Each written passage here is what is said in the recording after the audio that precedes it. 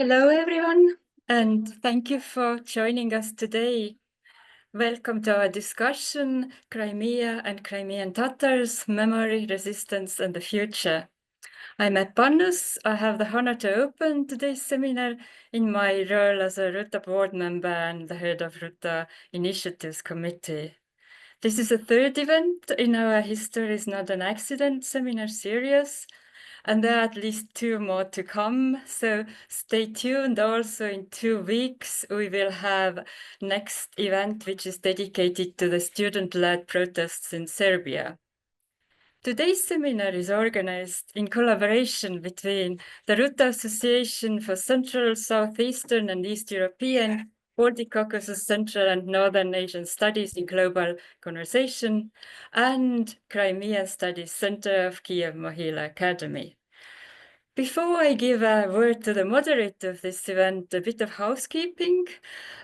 Please use Q&A function to submit questions to the host of this session, and our moderator will present your questions to our speakers. Our moderator today is Martin Alexander Kisly. Martin is a head of Crimean Studies Center of National University of Kiev Mohila Academy and a Ruta board member. He's a historian of Crimea and Crimean Tatars with a focus on Soviet and post-Soviet periods. His research interests include, but are not limited to, oral history, memory, trauma, identity, migration, and colonialism. Thank you, Martin, for putting this seminar together, and please take it over from here. Yeah, thank you, Eb. Thank you to everyone who managed to join us today. Today we are going to talk about Crimea and Crimean Tatars on the one hand, and it might seem like the topic has been discussed more often since 2014, especially after the full-scale invasion started in 2022. On the other hand, the fact that before 2014, Crimea was not only little known, but also marginalized, it still has its consequences. There are not enough initiatives and activities dedicated to Crimea. So a talk like this are still very much needed.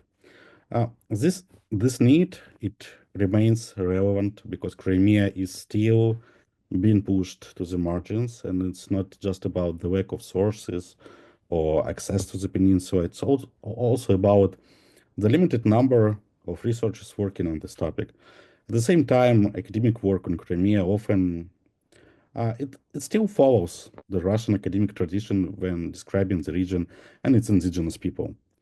On top of that, politicians, whether in the north or in the south or in the west or in the east, you call it, they continue to repeat the Russian narratives that portray Crimea as historically Russian land. And given recent events and the increasingly absurd statements coming from Russia, there is a serious risk that Crimea will once again be forgotten and disappear from the global agenda. I'd like to introduce today's speakers. We are having Emine Zayedin today. She's a documentary photographer of Crimean Tatar origin and an independent consultant currently working in the field of non-profit organizations and media development. She holds a master's degree in psychology and a master's degree in photojournalism from the School of Visual Communication at the Higher University. After working in Ukraine in the field of documentary photography and journalism, she moved to the United Kingdom, where she has been working in non-profit sector. Her works have been supported by a Fulbright scholarship and Magnum Emergency Fund. The next speaker, Maria Shenkarenko, is a research director in Ukraine and European Dialogue Program at the Institute for Human Science in Vienna. She is a political scientist who specializes on the questions of resistance, nationalism, and identity. Her research focuses on identity and resistance of Crimean Tatars, both historically and contemporary. And Maria is working on her book, Identity as a Weapon, Indigenous Crimean Tatars and the Quest for Self-Determination. Our last speaker for today, Ildara Galimova, is a Crimean Tatar artist, culture advocate, organizer, and trainer of youth projects and workshops. She's an author of the Kirim Haivarim, My Crimean Dreams project. which consists of calendars and postcards with her watercolor artwork of architecture and landscapes of Crimea before the deportation of 1944. Lizara has been involved in many educational projects on non-discrimination and human rights, and she's dedicated to preserving and promoting Crimean Tatars history and culture through visual storytelling. Crimea is not just a territory, like a part of Ukraine, but also is a homeland of indigenous people, particularly the Crimean Tatars. The history of colonial rule and imperial policies in Crimea goes back to centuries. But today, unfortunately, we are forced to talk not only about the past, but also about the present. I don't know, some of you may have heard that yesterday in Crimea, Russian authorities demolished the trailer where 70-year-old Crimean Tatar Rustem Usinov was living. Why he was living on trailer? Because a few years ago, 4 years ago, the authorities destroyed his house, claiming that he didn't have the proper documentation for it. Events from the past, like the deportation of 1944, they are still shaping the reality of today, especially under the occupation of the peninsula. I hope we will be able to talk today not only about the past and the present, but also about the future, and we'll try to imagine a future that looks different from the present. We are going to have 3 rounds of questions according to the structure which is titled in our title. Like the first round will be dedicated to memory in the past, the second round to the occupation and resistance, and the third and the last about the future. And I'd like to start the first round with a question to Emine. I will ask about your photography, and not only about it, it will be more than one question. You used to capture not only events or reality, but also the way Crimean Tatars remember their past. How do you see visual storytelling preserving and transmitting Crimean Tatars history, especially under the occupation? And I also know that recently you have been working with memoirs, testimonies about the return of Crimean Tatars from exile. How does these narratives resonate with the present day? Thank you. Yes, I have a big project which is dedicated to the history of my family, which include photography and interviews, and with my grandmother, with my mother, and my own my own memories about working in Crimea in 2014 and after 2014 as well. Generally speaking, I think I'll start from like, why did I start doing this project? I studied sociology in the history department in Ivan Franko National University of Lviv back in the day, and I came to the history and sociology with a lot of questions about my own identity, and there were a lot of questions which I kind of growing up in Crimea, like also Crimean Tatar community with my grandmother living with us, I didn't know many answers. And a question was like, how do I fit in this society? How do we fit in Ukrainian society? Who I am? What does it mean to be Crimean Tatar? And I think it's very weird because the lot of this history, like, because a lot of these answers, like they seem to be about identity, but a lot of them are buried in history, and that history is not so first of all, it's not so accessible as a collective memory. Is not accessible. It's not accessible as a history, like institutional history, like books or like materials which are like easy to find. And especially if you're not specialized in Crimea or in like very niche things about history and sociology and memory. And so my family returned to Crimea, including myself. I was born in Uzbekistan in deportation in 1990.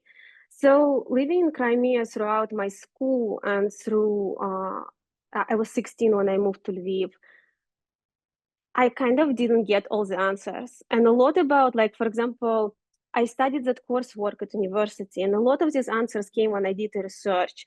And that research was about, like, including what the history of my village. Because, like, if you ask around, like, about my neighbors, for example, that history starts from Soviet times. It's like 60s and 70s when a lot of people were moved to these collective farms to kind of develop them, but these villages are clearly existed before, and they were like actually I started looking into it, and of course there were like a Jewish, Crimean Tatar, and Slavic part of the village around, and no one remembers about it. And I also learned about it only when I started to be very interested in my academic work and started looking into it. So so I would say like all my photography project about my family and about my community, as well as my projects on oral history and right now like kind of a memory of my family and the history of my family, have all like from like this looking for answer and actually non-existence of history, or like non-accessibility of that history, and kind of because it was being erased so much that it's almost hard to find, even for people who are how to say носители культуры, the people who identify and who represent that culture and identity. I hope I answered the question. Perfectly, thank you. Maria, I would like to ask you a question as a historian to the political scientist whose research is deeply rooted into the history. How has the memory of past deportations and also repressions influenced contemporary Crimean Tatar identity? Are there some key historical moments that continue to shape how Crimean Tatars view themselves today? Thank you so much, Martin, for this question. And using the opportunity, I want to thank the whole Ruta team and Martin for organizing this event and for inviting me, and say hello to Exara, who I haven't seen in a, in a long time since my fieldwork. Actually, yes, when I was doing my fieldwork and I would ask people questions about contemporary time, about the annexation or about their contemporary lives, they a lot of them always started with a deportation. You know, that surprised me because this is an event that happened 80 years ago, and this is still such a powerful reference point for so many people who lived through that deportation, for the older generation, but also for the younger generation who never experienced deportation as an event. Of course, many of Crimean Tatars were born in exile.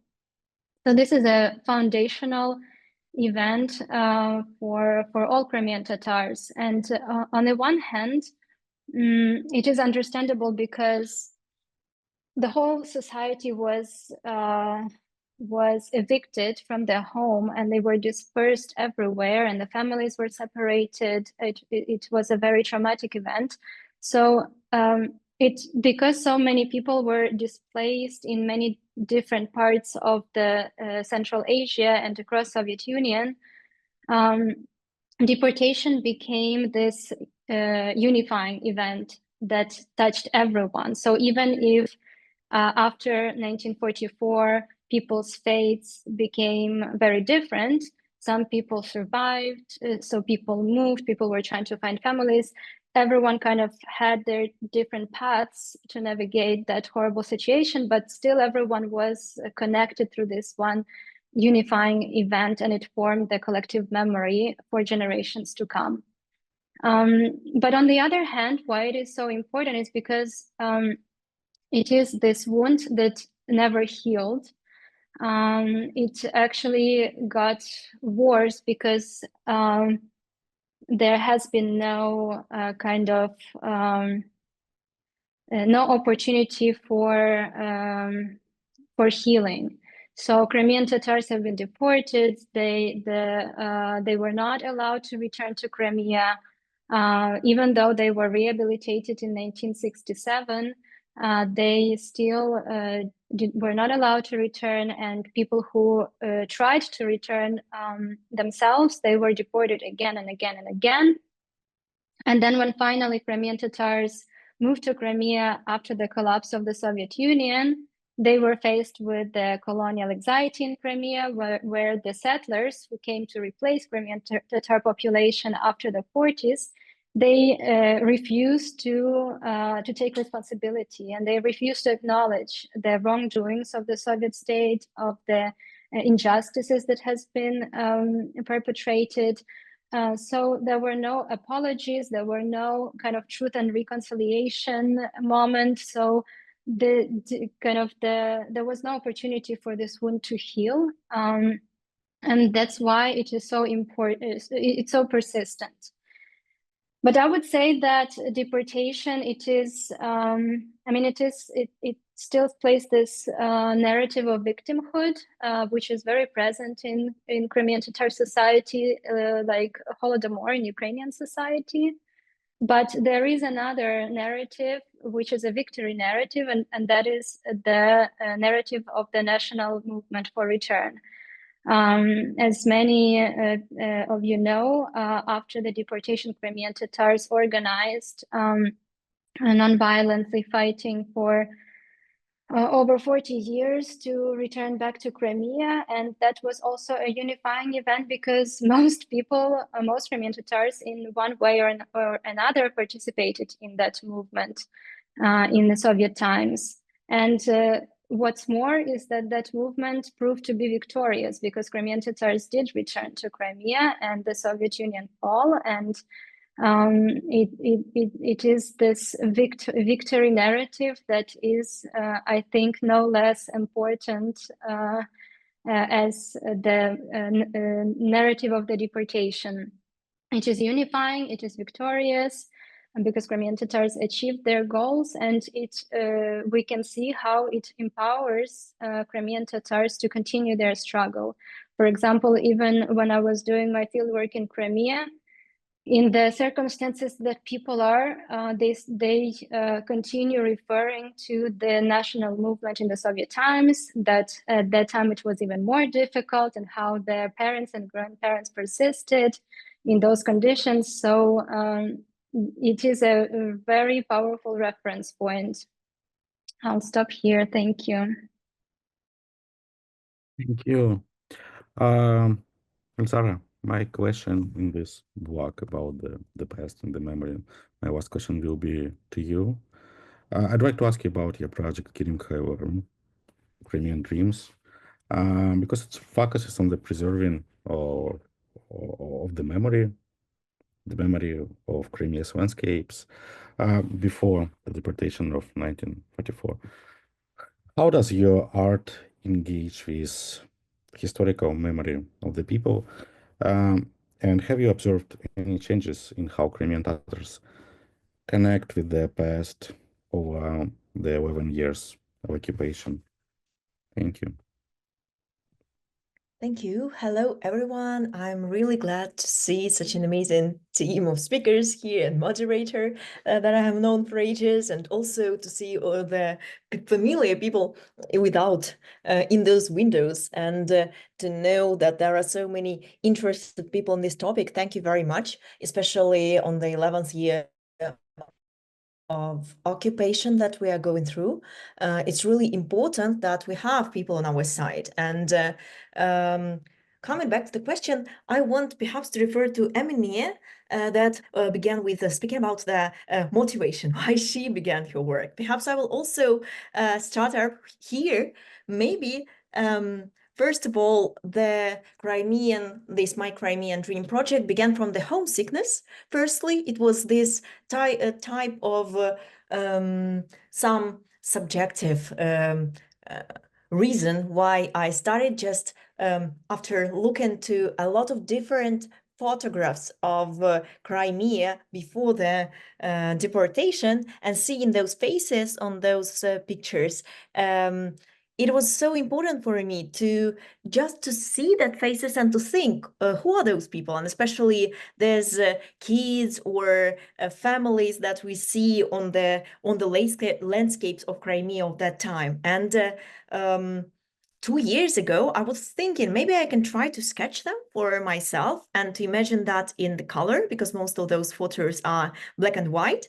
And it was, I think, for the very first months, perhaps, of this work, it was a bit more about romanticizing of that time before the deportation, just of thinking that at least at that time, there were much more Crimean Tatars living in Crimea than we had after the Stalin's, well, not a lot of repressions, because I would say that deportation in 1944 was one of the last points, like physically erasing people from their land. But before that, there were the killings of the intellectuals and also the famine in 1921, like different events that made the population smaller and smaller, like not speaking even about the 1783, for example.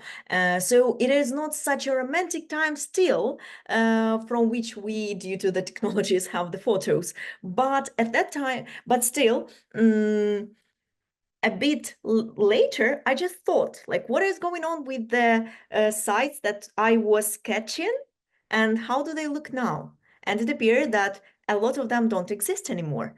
And it was very important for me to think that perhaps now I'm sketching something that I can at least share the memory of the places that nobody can touch right now.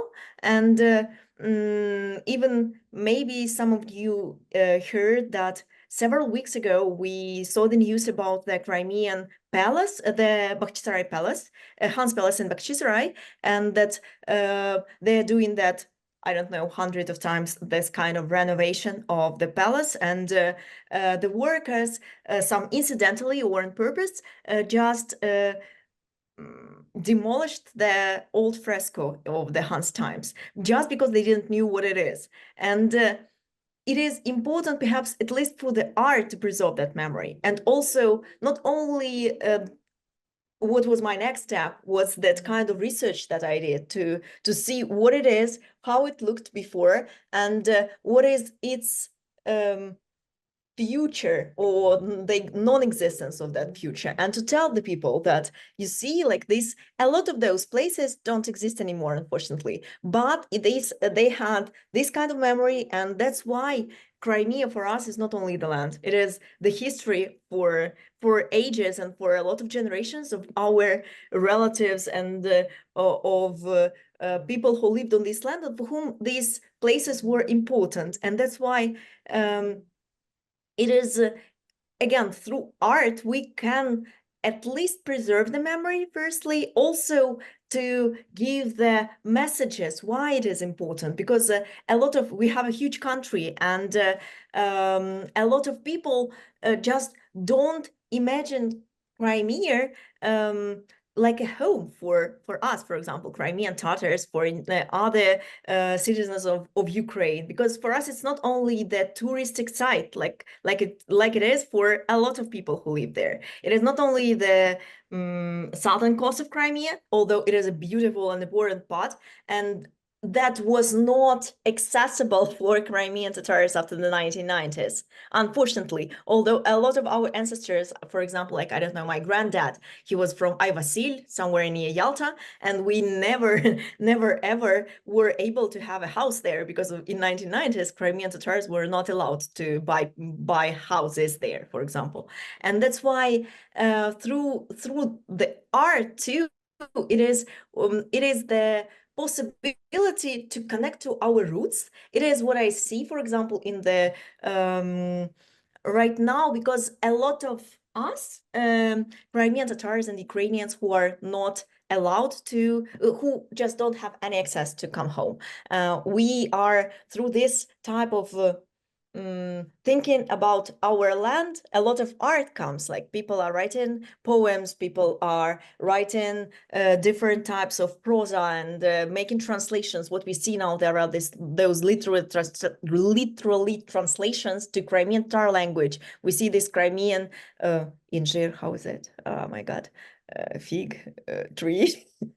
So, for example, this initiative, the contest, literature contest, that it is about Crimea and with Crimea. So a lot of people right now are reflecting through the art about our homeland and about their memories from the place that we call home. And it is very important. Someone makes it in more revolutionary way and in more protesting way. Others choose more like conventional type of art. But at the same time, what we see is that people are still people are connected through that, and it is really important. And there are different, as it was in Ukraine after 2014 and the Revolution of Dignity, that a lot of different arts, different projects, I don't know, even something like pop culture, different merch connected with Crimea, with Ukraine appeared. It is also about Crimea too, that people are reflecting through the art and making different art projects connected with their land.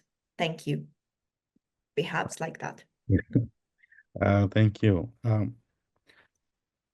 You know, recently I asked this new IE, the one associated with Elon Musk, the IE, which is supposed to tell only the truth, even if it's uncomfortable.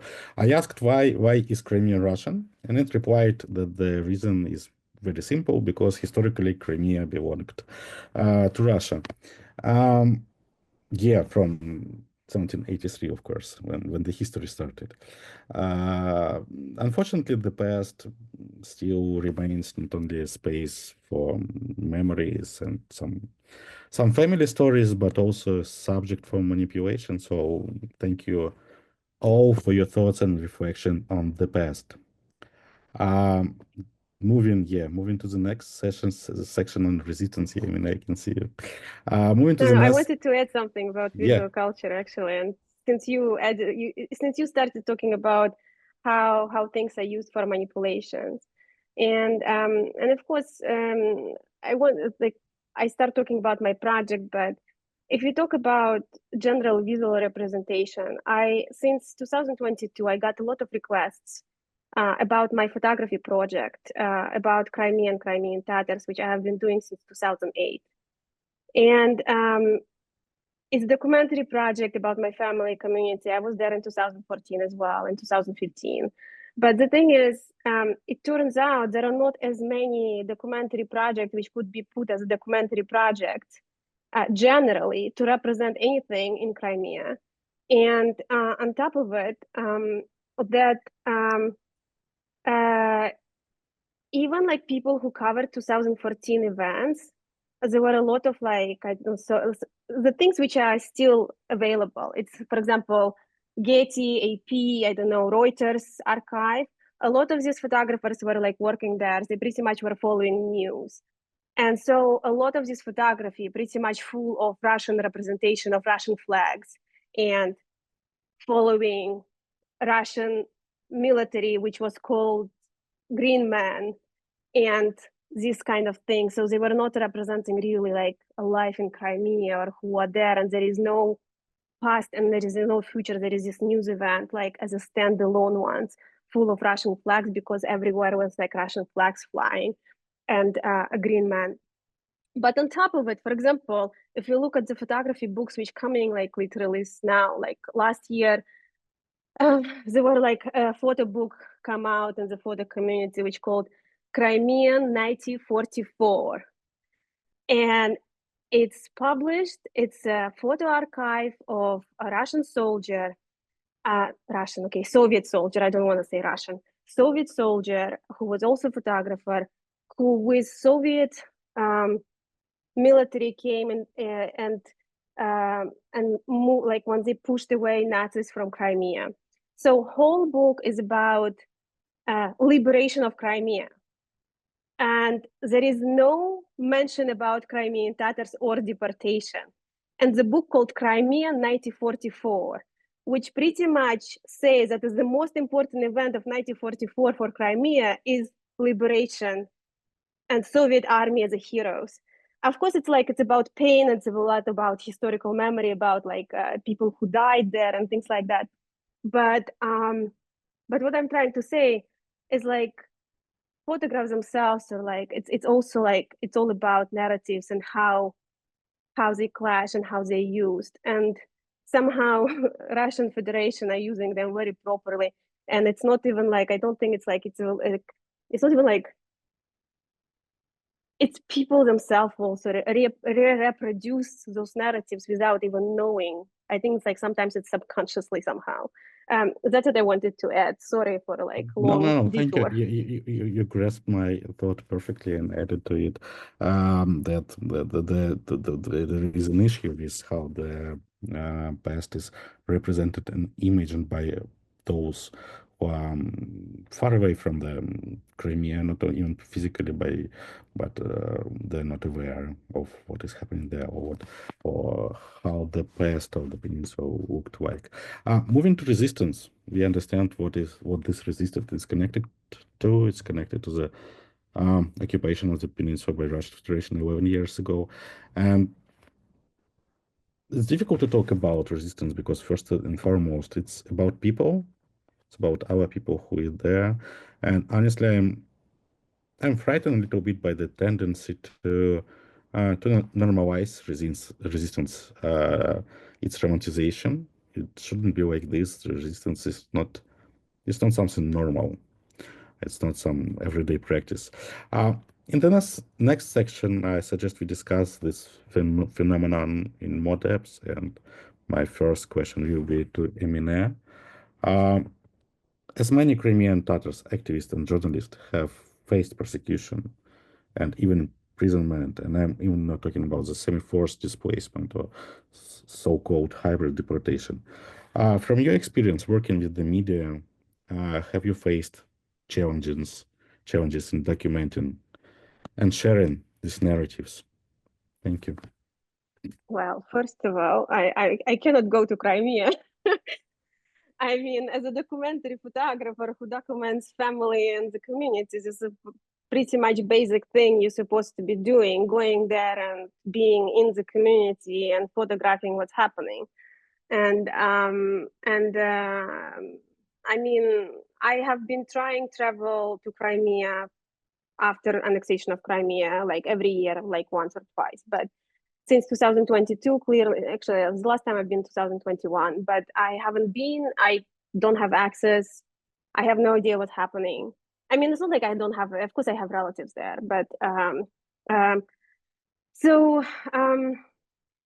think it's just like silent peninsula kind of. We hear only the like major cases about persecution and court cases pretty much. But what happening underneath, it's like I mean, but it's the same thing for all occupied territories in Ukraine.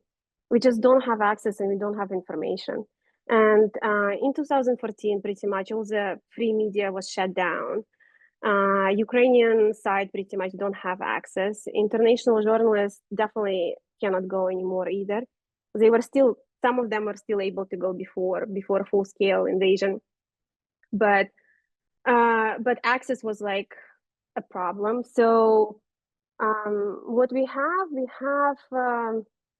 the void, like often, like there is no, and when there is like a void, you start to speculate a little bit about what's happening there and what people think, and like, and then, I mean, I think research also is very hard to conduct there right now.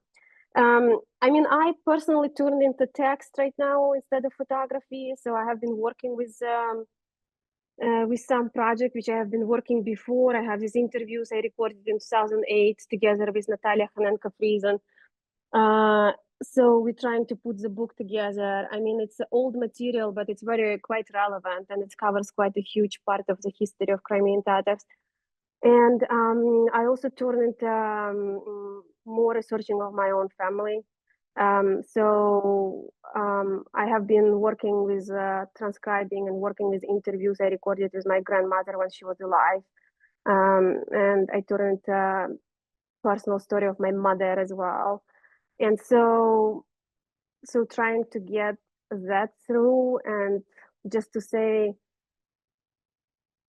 it's just hearing from relatives what's happening there, it seems very complicated. And it's never, I can tell for sure any of these stories do not come up in the media, not only for the reason that there is, one reason is no access, but the second reason is there is no space in society which is in full-scale war to discuss these kind of things, including like all different kind of cases of I don't know, mobilization, collaborationism, and who, what, how, what's happening, and who are victims. And I mean, everyone is victim because it's occupied territories, but still, and there is a lot of finger pointing as well happening, and which makes me sad. But yeah, that's what I wanted to say. It's very unfortunate. There is no access, pretty much. Wait, the question was about resistance or about work of journalists? I mean, resistance, it's different things. I think I don't have much to say about resistance, actually. Thank you. Maria, you analyze resistance as both an act and as an idea. How do Crimean Tatars resist occupation beyond traditional political, let us say, activism? Are there less visible but equally powerful forms of resistance taking place today in Crimea?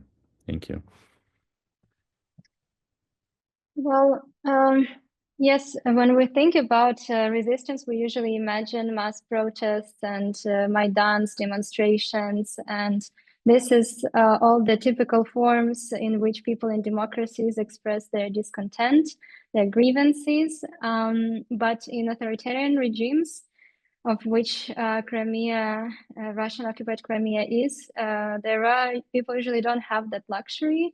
But that doesn't mean that people just, accept their fate and accept the occupation. It just means that resistance takes a different form. It becomes less recognizable as resistance of how we usually think about it. It becomes more subtle. And how do you identify resistance in authoritarian regimes? And I also have to say that I've been to Crimea post-annexation only once in 2020. I haven't been there after the full-scale invasion. So my answer is also based on that short period that I've been there. But basically, to identify resistance, you have to ask what is it that the regime tries to achieve or to get, and then whether there are any acts or behaviors that subvert these goals. And if you look at how Crimean Tatars live in occupied Crimea, there are several such behaviors. So, for example, Russia does everything to make Crimean Tatars leave Crimea. They would prefer to have this peninsula emptied of any traces of Crimean Tatars and settle it with Russians and have, complete Russification. And what Crimean Tatars do, they stay. And of course, this is a pretty contested topic. People, especially in 2014, were debating whether to stay or to leave. What is the resistance? Is resistance to leave and to show that you do not agree with this annexation and you do not want to leave in those conditions, or do you stay? And if you stay, you run the risk of being perceived as if you just accepted it. But when you know the context of what it actually means to stay, that people basically give up on any personal development, personal freedom, that you can be imprisoned any moment, the FSB can come to your home any moment, that you have no freedom to express what you actually think. And of course, you don't have any even basic economic prospects, because Crimea is a gray zone also economically. It is sanctioned by everyone, it is not recognized. There are very little ways in which people can live, develop, and have some kind of personal development. So if you consider all that what it takes, then even the decision to stay can be recognized as an act of resistance. And people actually openly talk about it as an act of resistance, and they refer to the generations of Crimean Tatars who fought to come back, to rebuild their lives there. So it is also a very conscious act. So there are some more. For example, Russia tries to do like two kind of self-exclusive things at the same time. On the one hand, they try to assimilate Crimean Tatars to the Russian culture. They do that by kind of prohibiting, or at least constraining many of the cultural activities that Crimean Tatars try to do in order to preserve their separate identity. They reduce classes where you can study Crimean Tatar language. They destroy cultural heritage. So they're doing everything to prevent the development of Crimean Tatar identity and to assimilate them to this Russian culture. But on the other hand, they are also othering them by accusing and kind of calling them extremists and terrorists. So what Crimean Tatars do is that on the one hand, so for the kind of this first colonial technology of assimilation, they cloister in their own community, they protect their culture and tradition, and they organize so many cultural activities, even though they are not like openly political or openly subversive, but they do pose a threat to the regime. And we know that they pose a threat because the Russian occupying authorities actively try to prevent these activities from happening. I have one example. One of my the interviewees with whom I spoke, she told me that they were trying to organize a language conference, and it was supposed to gather all the academics who work on the linguistics of Crimean Tatar language, and they rented a conference hall for that conference, and in the last minute they were called to say that the owner of that conference hall cancels the last minute. So they rent another office, and then after some time it was also canceled. So obviously it was there, it's pretty clear how it was canceled, and it is just an academic conference. But they still had it. They went to someone's private home and they held this conference. So the Russian occupying authorities are putting a lot of boundaries, and Crimean Tatars learn how to kind of navigate those boundaries. And that's all, you can say that this behavior can be interpreted as resistance. And to the other strategy where Crimean Tatars are demonized as terrorists and extremists and receive those horrible sentences of 17, 19 years in prison, Crimean Tatars, with their behavior, try to prove the Russian authorities wrong, that they are not extremists and terrorists, and they do that by being overtly polite and friendly. And for example, when the authorities come with the raid at 5 a.m. in the morning and make a chaos in the house and look for some kind of forbidden literature, the family usually tries to act in a very polite and friendly way, offering sandwiches, offering coffee, to kind of to create this cognitive dissonance that, oh, you say we are terrorists and extremists, but we act in a totally opposite way, like you act as terrorists. And people told me that they even have those kind of verbal manuals of how to act when these people come to your house and disrupt you, and instead of fighting them, because that would just prove the point, they act in the opposite way. So this is I think can be also classified as an act of resistance, even if people from the outside who don't know the context, they wouldn't see it as resistance. Yeah, thank you. Your reflection sparked my memories. In March of 2014, one of my friends, he decided to go and protect a monument. I will not call it a monument in Simferopol. This monument was very important for the Crimean Tatars community and Ukrainian community of Crimea. And there were rumors that it would be demolished by some Oborona or Russian soldiers. He took this tourist mat to sit on the ground and a Ukrainian flag, and spent several days there sitting and protecting this monument. That's resistance, yes?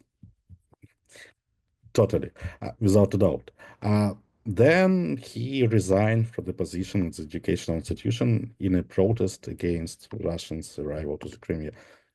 Totally protest, yeah. And resistance. He went to a remote village somewhere in the steppe to work as a teacher, in the steppe region of Crimea to the north to work as a teacher. But soon after, he was appointed as a director of the school.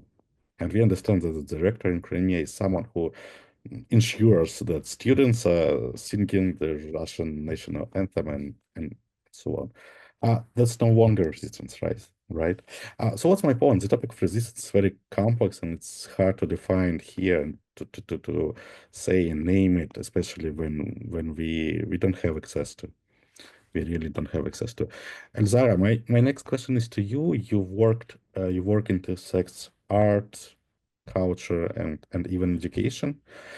In what ways do cultural projects and informal education contributes to resistance against occupation, and how the art can shape narratives of resistance in today's circumstances? Thank you. Well, I wanted also to add to what was said before is that unfortunately, we as Crimean Tatars exist against everything, but not due to the circumstances, and it's also a bit kind of, I don't know, resisting the conditions that we are living in and our parents and relatives in Crimea live in. And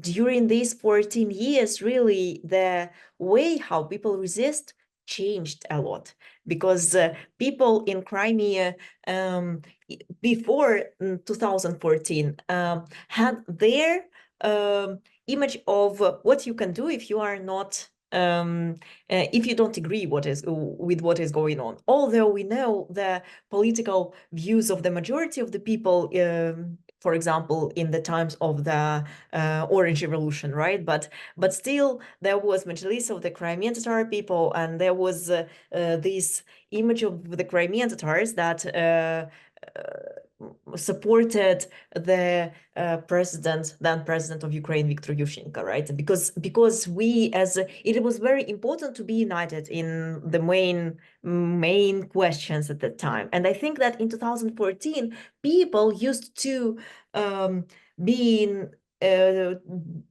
able to show their political views and to show why they disagree with what was going on. It was much more active in 2014 and 2015, until the times when these special forces began to come to the Crimean Tatar houses at 5 a.m. and making this type of searches and taking whatever people have in their houses. And that's why for example, even in our school in Simferopol, I know that teenagers were protesting against in 2014. They were hanging the Ukrainian flag, for example. Although those teenagers were at that time, I don't know, in 2014, these kids were like 12, 13, 14 years old, but they were born in Ukraine and in independent country. And that's why for them, what was going on was weird. And they were not afraid because they didn't know what kind of sanctions would be because of that Ukrainian flag in the corridors of of the school where I studied.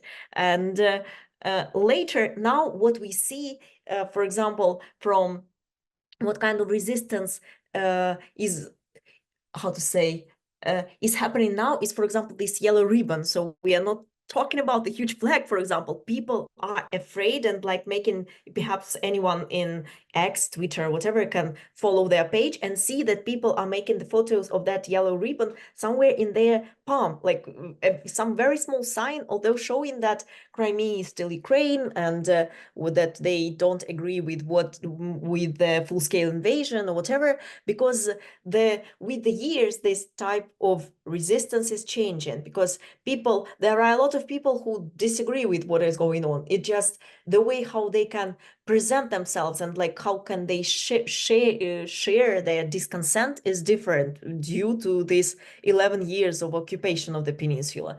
And that's why before the full-scale invasion, for example, for me as a person who is engaged March in the non-formal education, and especially with work with teenagers, it was very important for me to engage the kids from Crimea, for example. So it was the idea that at least online, taking part in different projects, they can see the teenagers from other parts of Ukraine, and they can talk through Zoom, through Google Meets on different topics. They can see that they are interested in the same things, and they can, I don't know, develop new skills together and get to know each other and have this kind of like dialogue. Unfortunately, in 2022, a lot of these connections were lost because of these safety reasons. And even the project that we were making with my friends, the volunteering, that was connected with English language, actually. So we were thinking of helping the kids from the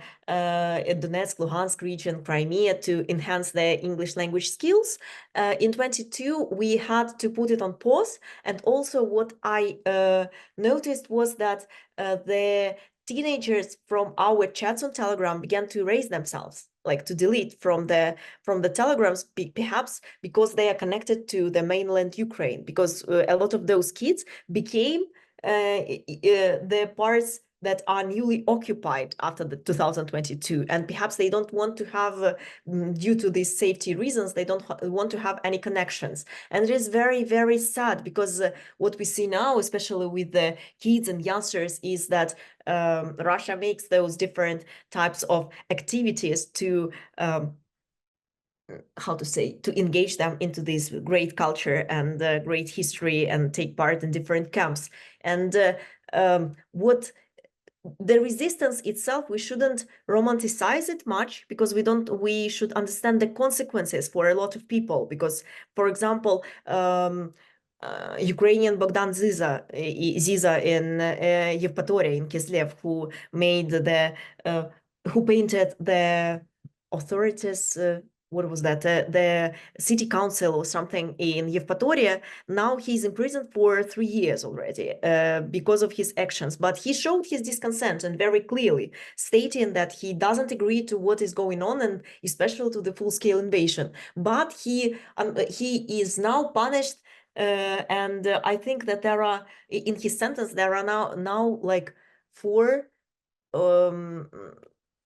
статьи забыла, like 4 reasons why he is accused of, and it is awful. And what people can do, they are doing that somehow not so vividly, I would say, like, I don't know, being the music teacher at school and not to sing the songs about the Baikal or Great Russia, but finding the songs about friendship or something, although still in Russian, but something that will not connect those kids with the history of the great land that is not Ukraine, but still giving them the idea that this is their motherland here in Crimea, although it is again against what is written in their program for the teachers. I know those cases, what people, Crimean Tatars, are doing now. And unfortunately, it is not so, I don't know, sparkling and vivid, but people still on a very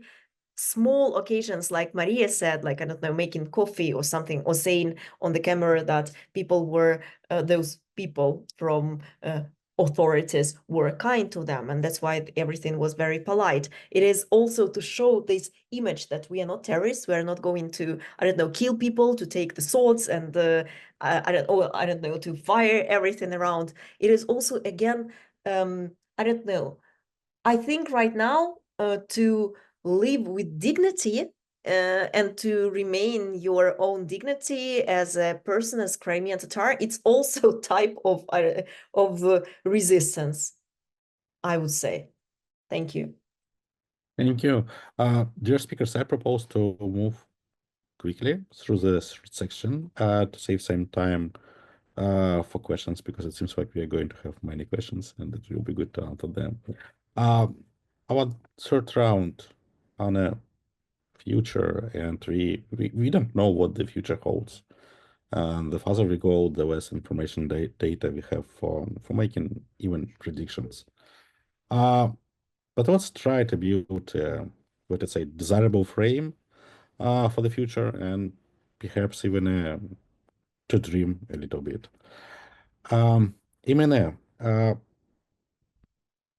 if Crimea is liberated, how storytelling can help us in reclaiming memory, reclaiming identity, reclaiming public spaces? What stories will need to be told, both in Crimea and outside of it? Thank you. Well, that is a tough question. I mean, I think like rather like, of course, art and photography and visual, whatever, like initiatives are very important, but I think it's all about kind of like making like a strategic policies and like implementing them throughout the years, right? And where the art should be present. And I think like there are certain challenges which would need to be addressed clearly, because the huge, I mean, it's been 11 years since annexation, and there is it's a huge difference on the views about what's happening right now generally, and including what resistance is. For example, I think in Crimea and in mainland Ukraine, would say, yeah, or in Kiev, and that idea is also like in the Crimean Tatar community, which moved in 2014 to Kiev or like to Lviv, is very different than what people who stayed. And I think one of the first challenges it probably would be to address somehow with maybe art project or education stuff, like how to develop and connect the different experience people have and different histories they lived through. Because clearly, I mean, I've been trying to keep in touch as much as possible, but I didn't live through this occupation. I haven't been there. I have. I mean, I can interview people, of course, and like understand. And that's been like I was asking a lot of questions, but it's still like it's a very different experience. And I think like there is another thing which is like needs to be addressed, that people in Crimea, Crimean Tatars in particular, they a lot of people, which I hear from conversation, feel to be left alone with their problems. And if we're not talking, okay, in 2022, there is a reason why it's happening. But before 2022, there were still, we're talking about 8 years of annexation of Crimean occupation, when even in Ukrainian media, occupation was not used. And And it's like, and I think I also do not, I'm not hopeless. I mean, I think it's because of so much stuff happening in the world geopolitically, everything is changing and changing very fast. I believe it's not written in stone where or to which country like Crimea will belong, and how many times it will change in next, I don't know, in our lifetime, let's say. And I do believe that Crimea definitely should not be part of Russia. It's they're using it as a military base pretty much, and the rocket launcher. And strategically for Ukraine, it's very important to return it. But there are going to be a lot of things which needs to be addressed, and having a common memory or common points in memory, or accepting each other memory, which is different, one of the things needs to be addressed. Thank you. Maria, I'm looking for your expertise.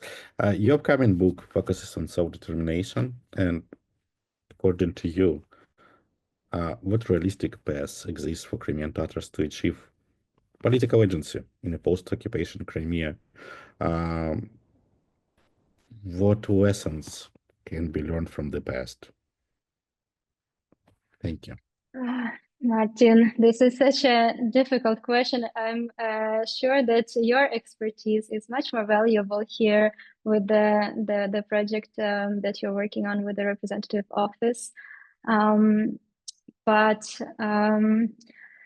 Well, I guess that there are those 11 years of the annexation. There a lot of changes happened, but there were also lessons to be learned from the 90s and 2000s when Crimea was part of Ukraine. And this is where Ukrainian state can look back and kind of assess what they did wrong, what we did wrong. And if I mean, you remember the 90s in Crimea.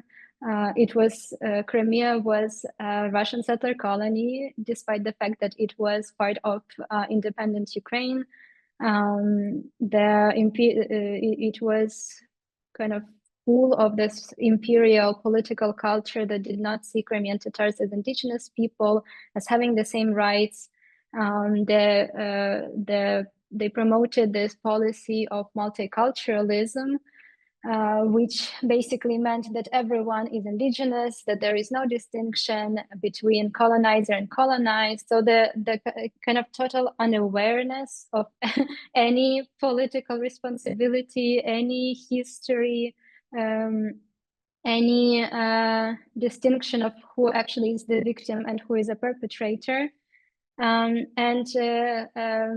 We should be kind of open and fair that Kiev didn't really did anything about it. The Crimean Tatars were only recognized as indigenous in 2014 and officially only in 2021 by law. And the Ukrainian government was more afraid of alienating Russian-speaking population and blamed Crimean Tatars for this potential ethnic conflict that could erupt. So obviously, this was a huge failure. It was misguided, and now we know what were the mistakes. So I think that from the side of the Ukrainian state, there has to be this awareness of the collective responsibilities for the injustices that Crimean Tatars endured, if not after the 40s, because when Crimean Tatars were trying to return to Crimea, it was the Ukrainian Soviet Republic that opposed their return. So if not for that, then at least for the injustices in the 90s, when Crimea was already part of Ukraine. So I think that there definitely will have to be some kind of a affirmative action program, also because of all the of the oppression, there has been a really huge inequality that emerged from that: social inequality, economic inequality, political. So Crimean Tatars were not really represented in power structures. A huge problem with the land and the housing. We know the samovozvrati. Those are, the kind of the decades of negligence and actual discrimination that led to the situation that Elzara was talking about, that Crimean Tatars were not allowed to settle in certain areas, that created those ghetto areas in which people were separated from the rest of the population and were not allowed to integrate, to get the employment, education, healthcare, and all this, like from year to year, that created a very strong inequality. And to address that inequality, that only, I could imagine, we don't have the data, but I could imagine that after, since the annexation, it only got much, much worse. There will have to be some comprehensive program of, that will combine access to social housing and access to the integration of Crimean Tatars to the power structures. So not only in areas that primarily concern Crimean Tatars, like the cultural heritage preservation, but in general, the problems of environment, the self-government on the peninsula, whatever the status it will have, the language recognition, and so on. So basically trying to reverse the process which is already ongoing, under which the Crimean Tatar language is disappearing and Crimean Tatar cultural heritage is disappearing. So to reverse that process. But we also have to be very, very careful with that, because if it is done kind of aggressively and without actually preparing the ground, this can also backfire against Crimean Tatars, and they can again be victim blamed. And so this will require some additional efforts to educate the Ukrainian population and change the discourse about Crimea and about Crimean Tatars. And Zara already mentioned how many Ukrainians, of course, after 2014, the image of Crimean Tatars has been positively changed, and people just in general know much more. But the Crimea is still perceived as the touristic resort, and Crimean Tatars are perceived more some kind of exotic entertainment, some delicious cuisine. So there will have to be some work done, and I think that is already happening. This change of discourse, but it will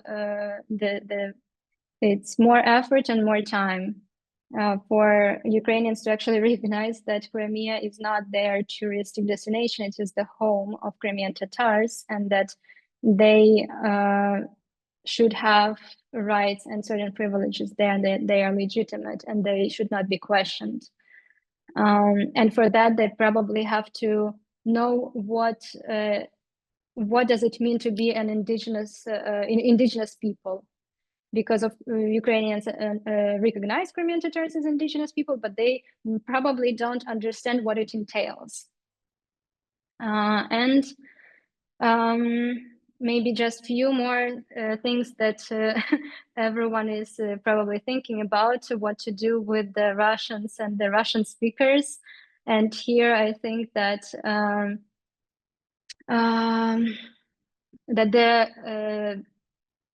the residents who were not implicated in crimes or in collaboration, which is also like a whole another topic, what is collaboration, but let's say very obviously like working for the occupying authorities, if they want to remain in Crimea, maybe they should have an opportunity to apply for the Ukrainian citizenship if they agree to all the terms and conditions. And there probably will have to be some transitional period for people to learn Ukrainian language and kind of get integrated back into the Ukrainian state, which will also require, I cannot even imagine, some very comprehensive program. But I think that it will probably mean that leaving Russian language, at least for some time, will be necessary. And of course, Crimea should be absolutely demilitarized. Yeah, I guess that's but yeah, I don't know, you called me an expert, but I'm actually not an expert on this topic, so. Nevertheless, thank you. And Elzara, I'm afraid I need you to move from challenges and hardships to something more pleasurable. Because Crimea is occupied for 11 years, and I know how it feels, not being able to go home. And you, of course, not only you, but we have talked a lot with you about it many times. You have a vision, or call it a dream, of coming back to your home, to liberated Crimea. Can you share it with us to finish this discussion with something bright about our future? Thank you. Well, it was very important what Emilia and Maria especially said about the vision of the future. I would perhaps share a bit more personal view on that, because as a person who doesn't have any opportunity to go home and having my relatives still living there, it is very hard to understand that even during these 3 last years of the full-scale invasion, I am losing my loved ones there. And that's why I'm really dreaming of having any chance to go home and to the liberated home. It's more, as for now, it's more like a dream than a real plan. At the same time, I'm trying to remind myself that one of the stories that Mustafa Dzhemilev, the leader of the Crimean Tatar people, were saying when in 1980s he was still in one of these numerous prisons where he said that the Soviet Union would collapse. Although at that time in 1983 or something, it didn't it visually didn't look like that, not yet. But still, here we are after 1991, we are having our independent country, and that's why we still have to believe. It is the first thing to believe, to pray for that, but also to take actions. And for us outside of Crimea, it is important to remind people what Crimea is and why it is important for each and every one of us, so that when we come there liberated, we know that we also played at least some small role why we are on our homeland right now. And that's why for me, in my first steps, it wouldn't be even any, again, touristic attraction. It would be home, because during these 8 years, I would say. Why 8? Because after 22, I didn't have any possibility to go home. But during these 8 years of occupation, my home really shrank to one, I don't know, point on the map in Simferopol. That is my home mostly. And in 21, when I was there in summer, for example, I didn't want to go anywhere else except from being in my neighborhood there. And that's why perhaps my first and foremost thing would be to go home in that old town of Simferopol and to hug my parents and to drink coffee with them, to make coffee in one of those jazvas, these pots for coffee that we have at home, numerous ones. I have numerous of them here in Kiev, and there also my mom collects them, and I hope that this would be the jazva for 4 people, me, my brother that would come to liberated Crimea with me, and my parents, like our core family, I would say. And we would drink coffee, this kind of it is called in Crimean Tatar Kozaydın kavesi, like the one that is connected with the good news, perhaps, and have first time perhaps only for our own, and maximum would go and see the city from above in Genoviskaya, it is called, as far as I remember, or like Petrovsky Skaly somewhere in Simferopol. Why it is important is that for 8 years, it is the strategic place where you can see Simferopol without getting in touch with people, mostly newcomers somewhere in the city. So you're still at home, but you don't have any contact. And it is the ideal place to spend your time after 2014, but still very important place for my family. I would say that it was a ritual to go there and to see like the lights of the night city, evening city, every evening there when I was home. So it would be important for me.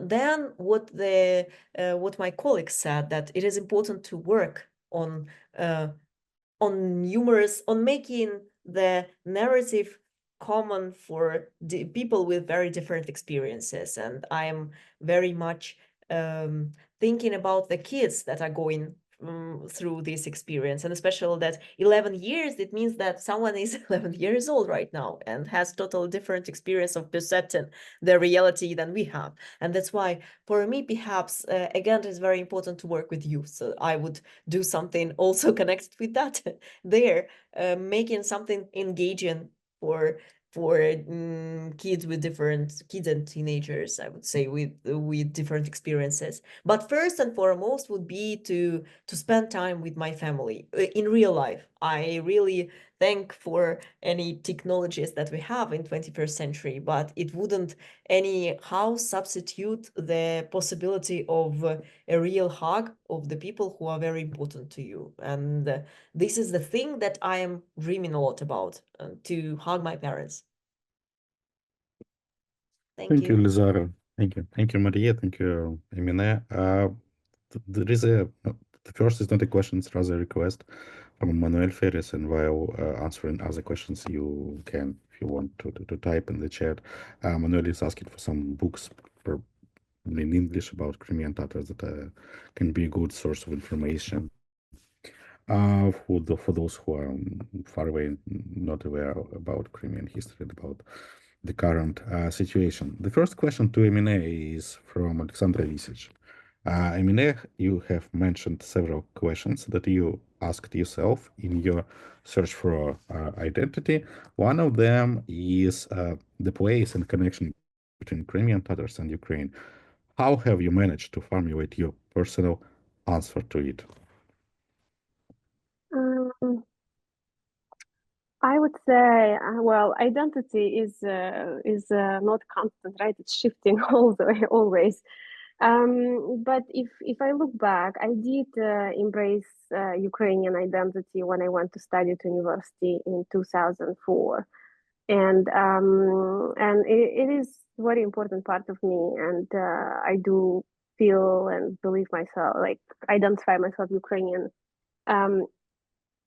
I call myself sometimes Crimean Tatar Ukrainian documentary photographer. Of course, regional identity, like my ethnic belonging, is something which define me probably much more than Ukrainian is nationality, even though I got another nationality these days as well. Yeah, it's been a long way of redefining. I think the biggest crisis I had with my Ukrainian identity was 2014. Even though I was at Maidan whole winter, and I think March, and then I went to cover annexation of Crimea with a TV crew, and I think I came back and I remember giving interview to someone. And I think it's like I said something along the lines that I always loved Ukraine, but it didn't love me back enough during annexation.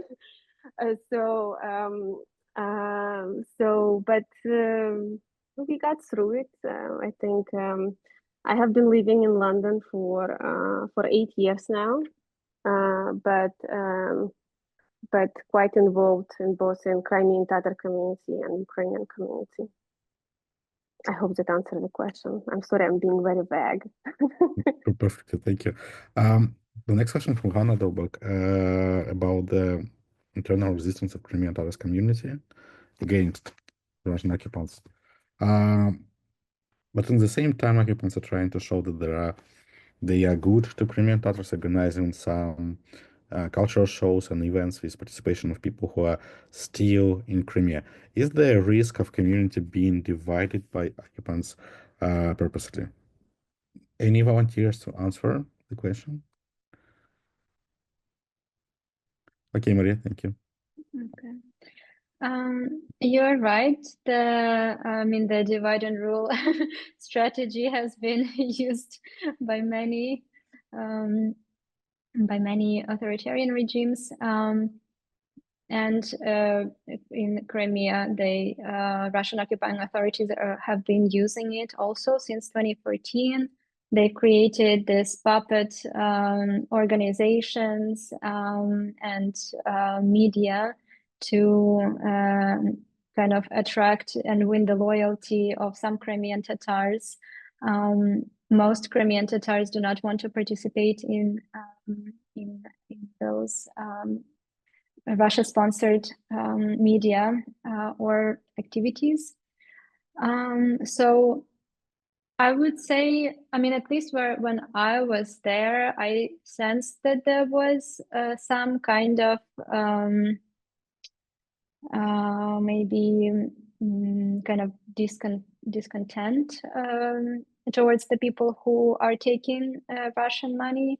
But I wouldn't say that it divides the community.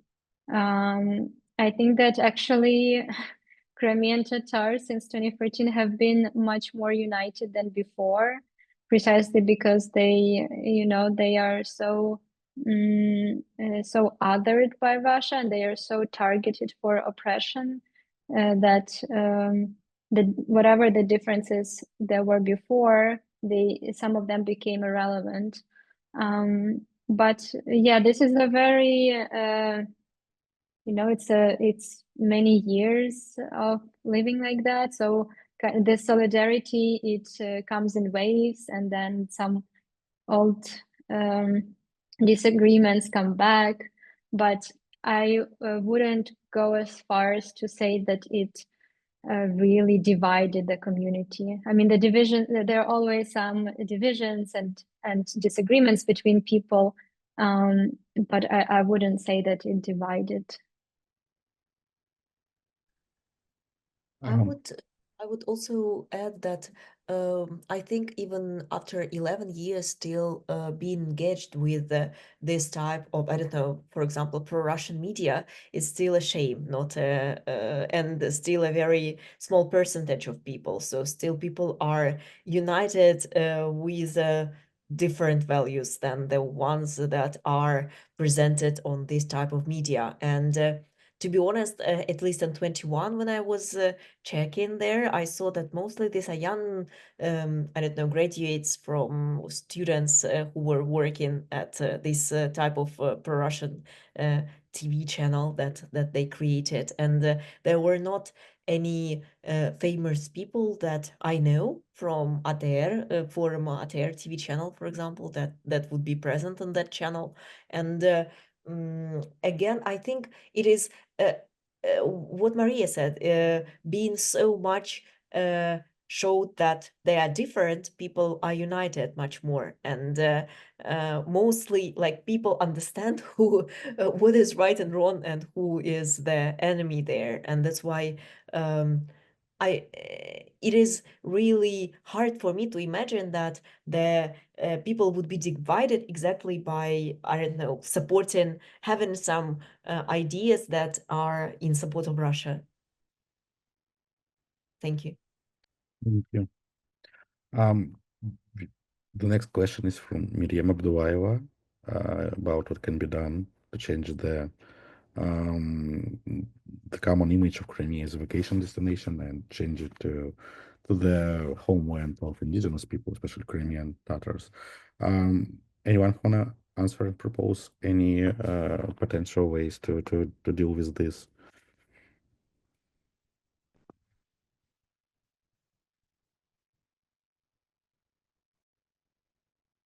Only through education.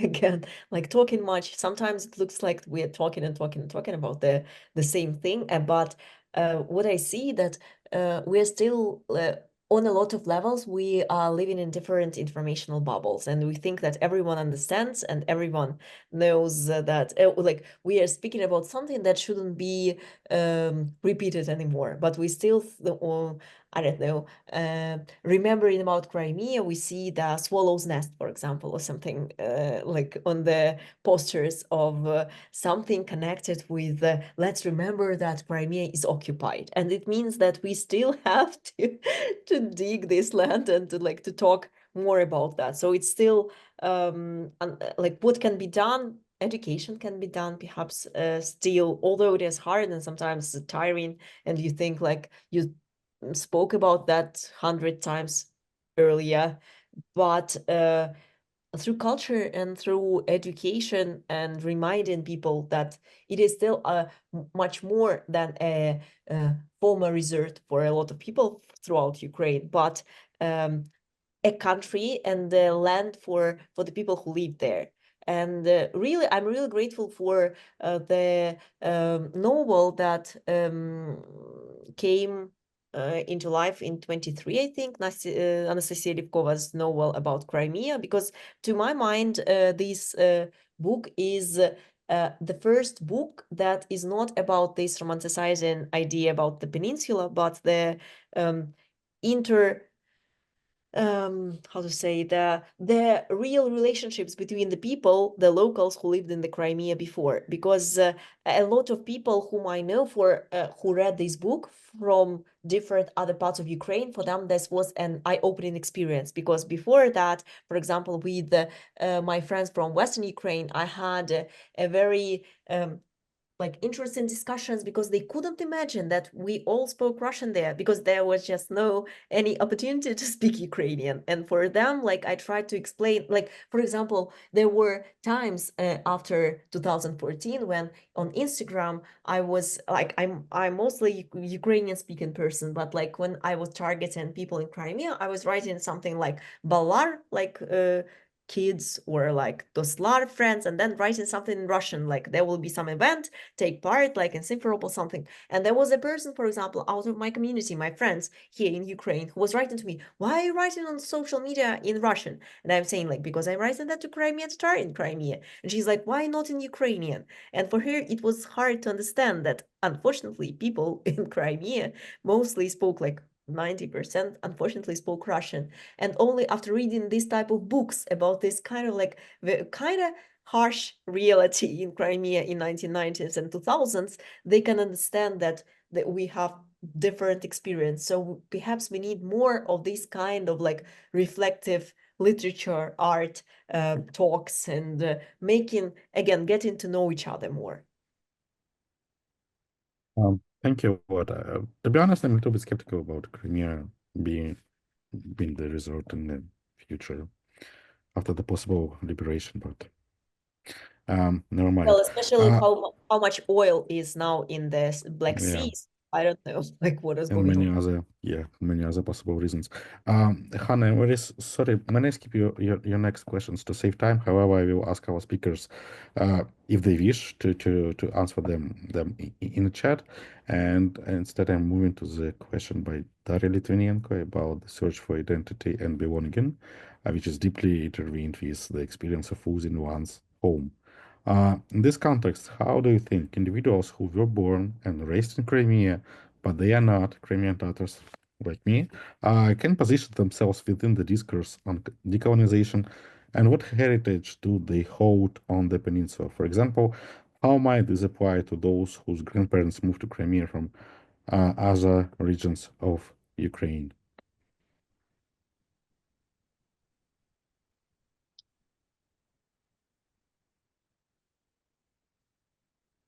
I may try to answer this question very quickly. The person who who was born in Crimea, but I'm not a Crimean Tatar. My parents moved there, so I'm obviously the first generation of the so-called Crimean people. At the same time, I'm lucky one because my parents, they were not transferred there in this post-Stalin semi-forced deportation system of resettling the Crimea of kolkhozniki from Ukraine and Russia.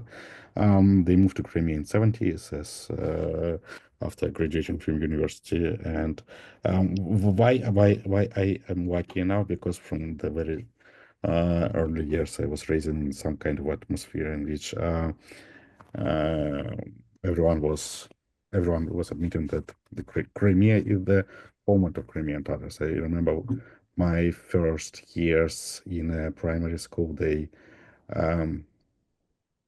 was probably 1998, the first year when the Crimean Tatars language was an option for learning for Crimean Tatars kids. And my father wrote me in. He said, "You need to go and learn the language of those who are coming back to the homeland too."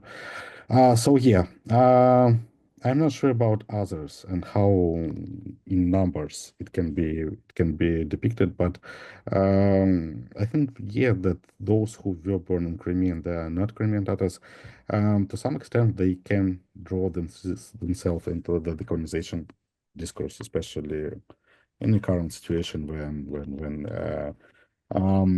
decolonization entails many aspects to deal with. The next question is from Lara Riki. I'm sorry if I'm pronouncing it wrong. In the Sultan's family narratives and works focused on the intergenerational transmission of traumatic memory. It was popular in Eastern Europe with the Crimean Tatars authors who wrote about their family history in the Soviet era, especially after 2014. I'm writing one.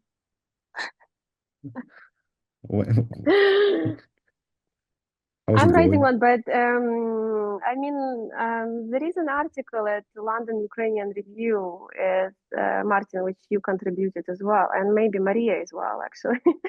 So there is an article about my grandmother, my mother, and myself, and through history, and so which I mean, it's a very short version of it, but I'm trying to write, um, but there are some other books, like I think Umerov's, like was it like published? I just saw that book, but I haven't had a chance to read it. Elzara, I see that maybe you read it. Maybe that's somehow like about. Yeah, I have this book, yeah, but as far as I understood, it is together with the historians, they restored the story of several generations of their family, and especially like I think that the even not only about Ilmi Umerov, Aisha Umerov's father, but also her uncles, because as far as I understood, a lot of people in their family, they took part in 1980s, 1990s, and they were very active in returning home. So this book is now available. Yeah, Yeah. it can.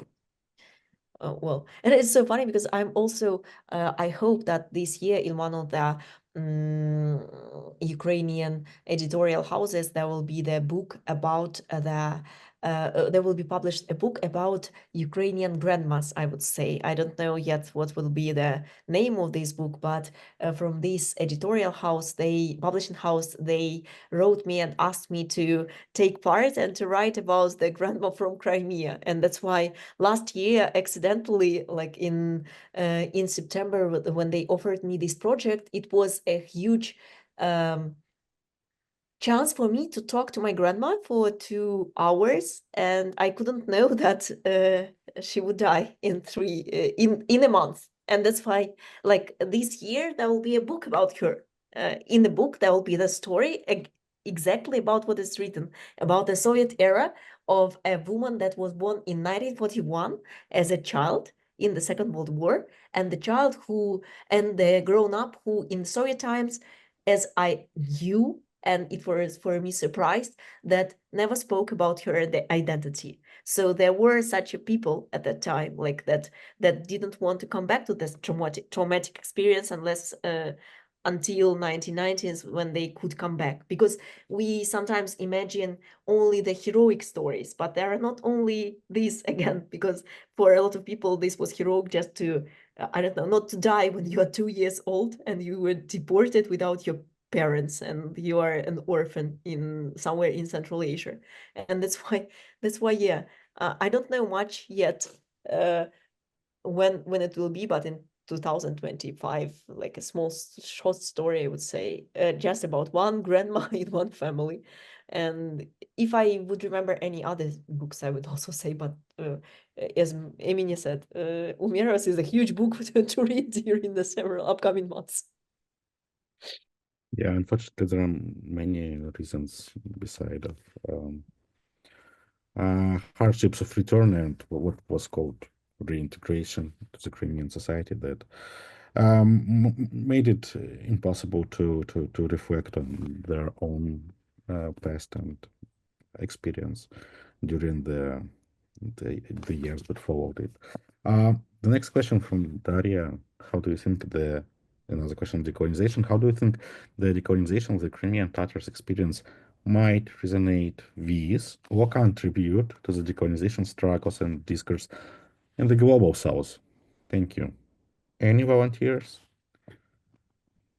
Maria? I can. I think that Crimean Tatar already contribute to the decolonization and struggle and the discourse in the global south. I think there have been some delegations by the permanent representatives to Indonesia and to other countries in the global south to actually make those connections. And I mean, I think the most obvious is that Crimean Tatars have been victims of colonial violence, just like other nations and indigenous people in the global south. And this is unfortunately a fact that has not been recognized much. In the West and in the Western academia, there is still this assumption that the colonization only happened with the maritime colonies. It only happened by the Western empires, and there is this reluctance to recognize still Russia as an empire. And I think that the case of Crimean Tatars, but not only, shows very well that Russia was an empire. It was a settler colonial empire, and it used many of the same tactics and the same methods as other empires, such as deportations, land dispossession, the erasure of culture and identity and language, and all that was happening through a long period of time, through centuries, and the way that Crimean Tatars responded to that, some of it can also, you can find many similarities with the way that other indigenous people responded to the very same colonial violence in the global south. I think about, for example, in the most recent example in the 90s, when Crimean Tatars returned and they were denied the land, and they began squatting the land. And this is the practice that is very common among many indigenous people in Latin America, in Canada, many of the literature written in indigenous studies, they also emphasize this, the return of the land as the proper decolonization. That the decolonization is not only talking, it is actually like literally taking what belongs to the indigenous people, and that is the land primarily. So I think there are many similarities, and what's important is to articulate them and to build those connections. And I think that Crimean Tatars, at least from what I see, they are already doing it through this networking, and I hope that this will continue. Thank you, Maria. The next and the last question is about the new diaspora from Natalia Khanenko's reason that it's obvious, one of the obvious outcomes of the occupation is the dispersal of the people across many geographic terrains. This is especially true when it comes to the intellectual elite and those who are active in the community. How do you think intellectual mobilization should proceed to further support the strengthening of Crimean Tatar studies, given this global dispersion?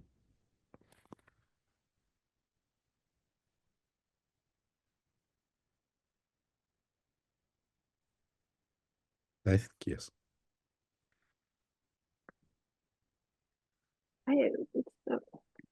Yeah, thank you, Emily. I don't know if it's my place to respond to it, but I do think going institution ways is the right way to do it. I mean, I know that there is like effort to create Crimean Tatar studies, and especially within recent years. And I think having physical places which are like institute or institutions which support research and which like can bring people together in one place, that's probably one of the important things. I think I do like, let's say like there is like one or two events happens in London, like probably a year, like usually in May sometime, like when like people get together. But I wish, I mean, it's just being in the same physical place, I think like that's important. And to create these opportunities for like intellectual exchange and networking and people meeting each other, which is actually in person. That's my short answer. Thank you. I want to say thank you and to extend my gratitude to all of today's speakers for their contributions. Reflections, sometimes provoking, your perspective on history, past, resistance, and of course the future of Crimean Tatars. And special thank you to everyone who managed to join us today, to find time and asked amazing questions. As App said at the beginning, we are going to have another Ruta online event in 2 weeks. So follow us and join for other discussions and talks. We will announce it very, very, very soon. Thank you all.